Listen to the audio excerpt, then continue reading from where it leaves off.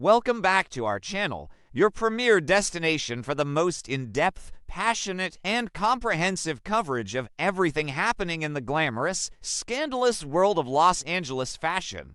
Today is a beautiful day to dive into the latest explosive developments, so grab your favorite beverage, settle in, and let us unravel the tangled webs and simmering conflicts of our favorite characters. The illusion of safety is a fragile, fleeting concept in the chaotic world of Los Angeles, a truth that Taylor Hayes and Deacon Sharp are currently experiencing in the most terrifying way imaginable. For a brief, shining moment, the couple believed they had finally stepped out from beneath the suffocating shadow of their past.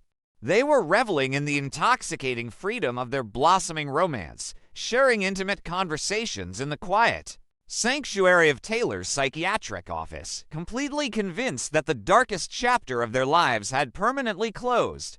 They spoke of the future, of a life unburdened by fear, genuinely believing that the formidable threat of Sheila Carter had dissipated into the ether. However, peace is rarely permanent in this town, and the universe has a cruel way of shattering serenity just when you begin to trust it. The shattering of that peaceful illusion did not arrive with a dramatic explosion, but rather with the slow, agonizing, and spine-chilling creak of an office door.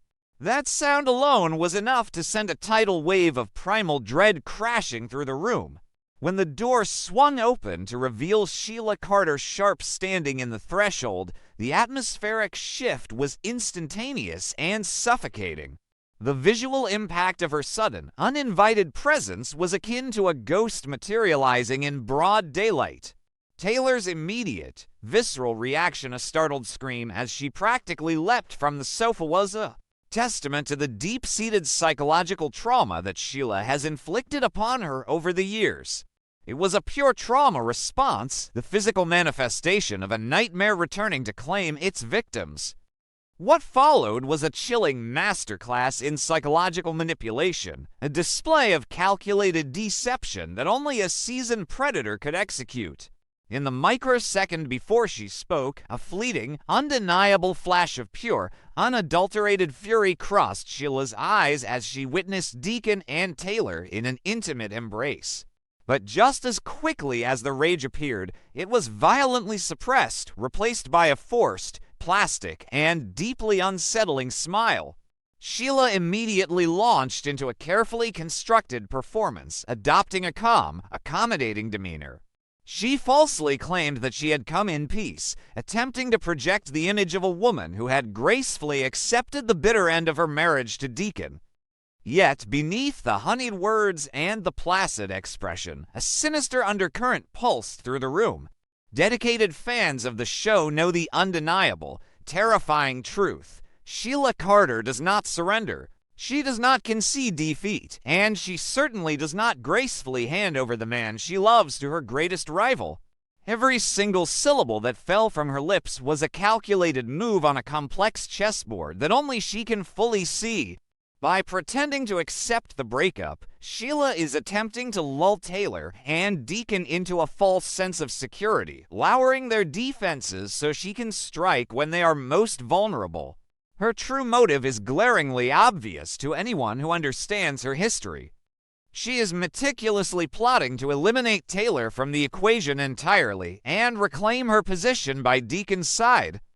Taylor Hayes, however, is not merely a woman caught in a love triangle. She is a world-renowned psychiatrist who has spent her entire professional career dissecting the darkest corners of the human mind. She possesses the clinical expertise to see right through Sheila's fragile facade. Taylor recognizes that Sheila's unnatural calmness is infinitely more dangerous than a screaming, violent tantrum. A screaming Sheila is predictable. A smiling, compliant Sheila is a ticking time bomb. The silent threat hanging in the air, the promises of retribution communicated through a dead-eyed stare, left Taylor paralyzed by a creeping paranoia. She knows that Sheila will be meticulous, careful, and precise in her next steps, ensuring that she leaves no trail of evidence that could lead back to her. Conversely, Deacon Sharp's reaction highlights his most tragic and enduring flaw, his desperate, almost pathetic desire to believe in the inherent goodness of people, specifically the woman he once vowed to love. Despite the overwhelming evidence of Sheila's destructive nature, a part of Deacon naively wants to take her words at face value. He desperately wants the fairy tale ending where nobody else gets hurt, where Sheila simply signs the divorce papers and walks away into the sunset without leaving a trail of collateral damage in her wake. This willful ignorance, this blinding hope that Sheila has miraculously reformed, makes Deacon the perfect pawn in her twisted game. His reluctance to see the predator lurking behind the smile only amplifies the danger surrounding Taylor. Adding a layer of profound mystery and escalating tension to this terrifying scenario is the lingering question of Sheila's unseen accomplice. We know that Sheila has a mysterious roommate, an undercover agent of sorts, who is likely assisting her in this covert war for Deacon's heart. Who is this shadow operative? Could it be Remy Price, a known wild card with a penchant for manipulation and a desperate need to win back Deke Sharp? If Sheila has recruited an inside man to help execute her sinister plans, Taylor is not just fighting a visible enemy. She is fighting a multi-front war against forces she cannot even see. The realization that Sheila is not acting alone elevates the stakes to a life-or-death struggle, leaving audiences holding their breath for her next devastating move. Meanwhile, miles away from the psychological warfare unfolding in Taylor's office, a different kind of intense drama is brewing within the glittering, high-stakes, and notoriously cutthroat environment of Forrester Creations. The corporate atmosphere is currently vibrating with a frantic, almost suffocating energy as the entire fashion house scrambles to prepare for Eric Forrester's highly anticipated haute couture show. The pressure to deliver an industry-defining event is immense, and every single employee is being pushed to their absolute limits. Amidst this chaotic whirlwind of fabric, sketches, and towering expectations, Melissa Dillon finds herself standing at a terrifying career crossroads, facing a sudden and jarring disruption to her professional trajectory. Initially, Dillon operated under the logical assumption that she would be stepping into the vital role of assistant to Daphne Rose Walton. This arrangement, previously suggested by the formidable co-CEO Steffy Forrester Finnegan, made perfect sense. Daphne desperately needed support, and Dillon was eager to prove her worth in the demanding world of high fashion. Dillon's primary goal has always been to build a legitimate, respectable career based on her own merit, hard work, and dedication, rather than relying on the messy, complicated web of personal connections that so often define success in Los Angeles. She wanted to be known for her competence, not her romantic entanglements. However, the corporate structure at Forrester Creations is notoriously susceptible to the whims of its founding family, and Dillon's carefully laid career plans were suddenly hijacked by a calculated power play orchestrated by R.J. Forrester. In a move that perfectly illustrates the inherent nepotism and blurred boundaries of the family business, R.J. aggressively intervened in the staffing assignments. Utilizing his undeniable influence as the golden boy and heir apparent of the Forrester dynasty, R.J. flatly rejected the idea of Dillon working for Daphne. Instead, he boldly insisted that Dillon be immediately reassigned to serve as his own personal assistant, ostensibly arguing that he needed her direct support to manage the overwhelming demands of the upcoming haute couture showcase.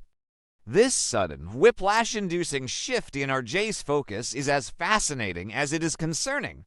Just a short time ago, R.J. was consumed by a borderline obsessive fixation on Electra Forrester. He was devastated by her romantic reunion with Will Spencer, acting out in jealousy and even going so far as to demand that Ridge and Steffy terminate Will's employment. Yet, almost overnight, the fading echoes of his heartbreak over Electra have been entirely replaced by a laser-focused, intense fixation on Melissa Dillon. The two recently shared a highly passionate, magical evening at RJ's new beach house, an encounter that clearly ignited a powerful spark between them. But one must question the psychological underpinnings of RJ's sudden pivot. Is this genuine, profound affection, or is it a desperate, subconscious need to claim a romantic victory and exert control after suffering a humiliating loss to Will? By demanding that Dylan become his personal assistant, RJ is essentially constructing a professional tether to keep her firmly within his orbit every single hour of the workday. He is weaponizing his corporate authority to ensure proximity, effectively erasing the necessary boundaries between the boardroom and the bedroom. While the undeniable chemistry between them is intoxicating, this blatant mixing of business with pleasure places Dylan in an incredibly precarious and vulnerable position. She is no longer just an employee trying to climb the corporate ladder. She is a subordinate directly reporting to the man she is romantically involved with, a man who holds immense power over her future at the company. Dylan's internal conflict regarding this new arrangement is profound and deeply justified. Beneath the surface of her new promotion, a wellspring of anxiety is constantly bubbling. She genuinely wants to work to learn the intricacies of the fashion industry and to make a name for herself. She is terrified of the inherent power dynamic at play. What happens if the romantic sparks suddenly fade? What happens if they have a bitter argument, or worse, a messy breakup? Dylan is acutely aware of RJ's vindictive streak. She knows exactly how he tried to destroy Will's career when he felt slighted. If their romance sours, her dream career at Forrester Creations could be extinguished in an instant, leaving her as nothing more than collateral damage in another Forrester family drama. Compounding Dylan's professional anxiety is the suffocating weight of the mounting secrets she is being forced to carry. She is already navigating an intricate, exhausting dance of deception to keep the true nature of her relationship with RJ hidden from her best friend, Elektra. Dylan is terrified that if Elektra discovers she has seamlessly transitioned into RJ's arms and his office, it will completely destroy their newly repaired, fragile friendship. Dylan is desperately trying to compartmentalize her life, smiling and supporting Elektra's reunion with Will while secretly harboring her own suppressed feelings and managing her explosive new dynamic with RJ. It is a psychological tightrope walk that threatens to snap at any moment. However, while Dylan is intensely focused on managing Elektra's potential reaction, she is entirely overlooking the ultimate, looming threat that hangs over her head, Steffy Forrester Finnegan. Steffy is the true apex predator of Forrester Creations, a fiercely protective co-CEO who is currently battling on multiple fronts to secure her family's legacy. Steffy is already highly suspicious of Hope's erratic behavior, furious about the Logan family's corporate maneuvering, and dealing with immense pressure to execute Eric's vision. When Steffy inevitably discovers that RJ has manipulated the corporate structure to turn the design office into his personal romantic playground, her reaction will be nothing short of volcanic. Steffy has zero tolerance for nepotistic distractions that threaten the efficiency and reputation of Forrester Creations.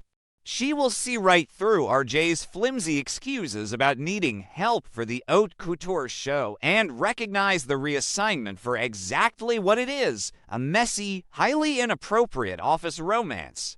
Dylan should be terrified of the moment Steffy's piercing gaze turns toward her. Steffy will not hesitate to ruthlessly sever any connection that she deems detrimental to the company, and Dylan, despite her genuine ambitions, will be viewed as the expendable catalyst of the chaos. The impending collision between RJ's romantic entitlement and Steffy's corporate ruthlessness is a ticking time bomb, and Melissa Dylan is sitting directly on top of it. As the week draws to a close, the landscape of Los Angeles is forever altered by these quiet but devastating shifts in power and perception. In the clinical silence of a psychiatric office, a legendary villain hides her murderous intentions behind a terrifyingly polite smile, leaving a traumatized doctor to await the inevitable strike. In the glamorous, chaotic halls of a fashion empire, a young woman's ambition is hijacked by a wealthy heir's infatuation, setting the stage for a catastrophic collision of love, power, and corporate vengeance. The chess pieces are moving, the traps are set, and the fallout from these explosive secrets will undoubtedly leave a trail of broken hearts and shattered lives in their wake.